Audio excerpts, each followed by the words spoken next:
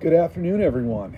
It is Wednesday, April 1st, 2020, and it is a gorgeous day outside. We have not had an April Fool played on us by the weatherman or God when it comes to it being a stunningly gorgeous day.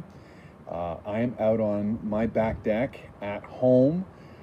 We are trying to abide by the request that we stay at home as much as possible and not journey out unless absolutely necessary, because I guess I'm not involved in what is considered an essential service. I'm having an interesting time watching construction over behind me. That crane is working.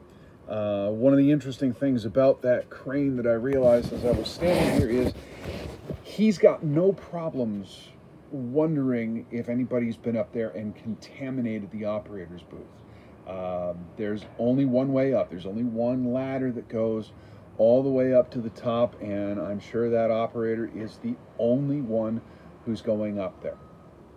I wouldn't be able to go up there. Certainly not. It's a little too high for me. We talk about God being on high. We have many illustrations in the Bible of God being on the mountain and calling us to the mountain, calling us up to on high.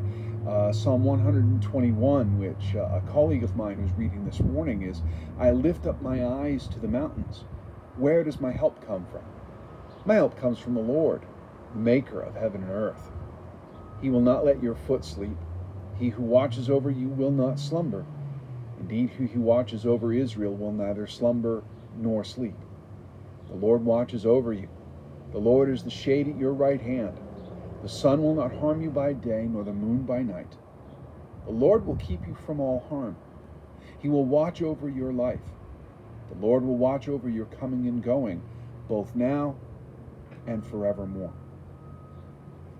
Now we know that when the psalmist wrote that, the idea of God taking care of his people was an earthly thing. It was something to do with life here in this world. And so God's blessing was upon someone who had a bountiful life in terms of both years and what they were able to accumulate in their lives. That was God's blessing.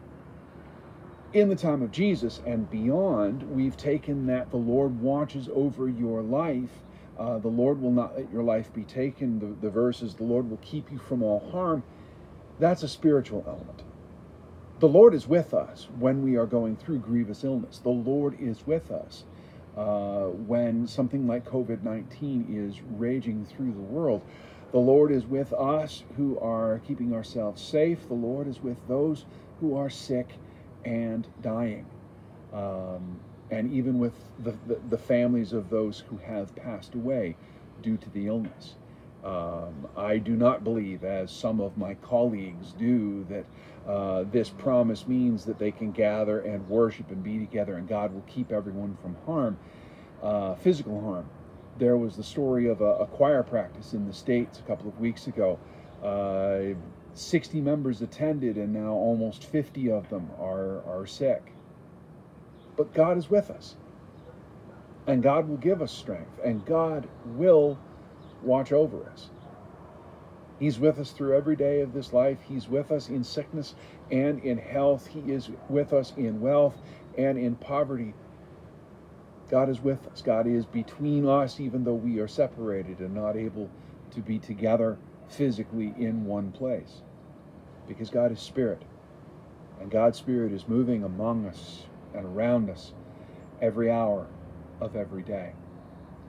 So I just wanted to share that thought with you today. Also, a couple of updates. People have been asking about the Easter Basket Brigade. We've received a fair amount of money for it. What we are going to be doing is we are going to be sending in our money to Community Unity Halton Hills, and they are still putting together a small team that will be distributing. There won't be the 100-plus person free-for-all that they had a year ago. They will be putting together a team to do everything. And so our money is just going to be going into a bulk pool, and being distributed from there, or being used from there. So if you would like to contribute to it, if you haven't done it already, go to the Knox website, knoxgeorgetown.ca, and from there, at the extreme right end of the navigation bar, there is that donations button, and you can contribute through there. Mark it for Canada Helps.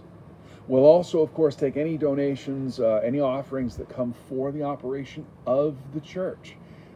We still have maintenance. We still have certain elements of payroll, that we are trying to meet. The government will help, but that help is going to be coming. But if you would like to be giving in your offering, please do so. Anything you give through Canada Helps, the donation receipt will come from them. So if you give to the church through Canada Helps, the church will not be giving you the receipt.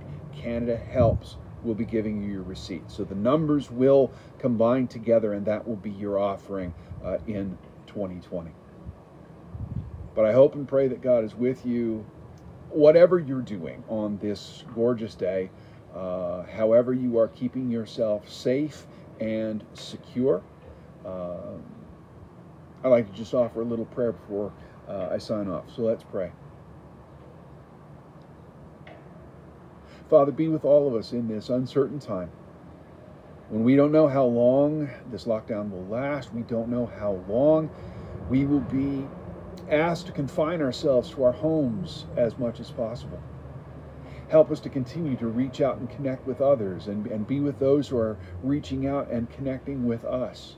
For we are still one people. We are still bound together by your Spirit. We are still bound together by your love. And may your word and your presence be with us and guide us and work through us today and indeed every day. Amen.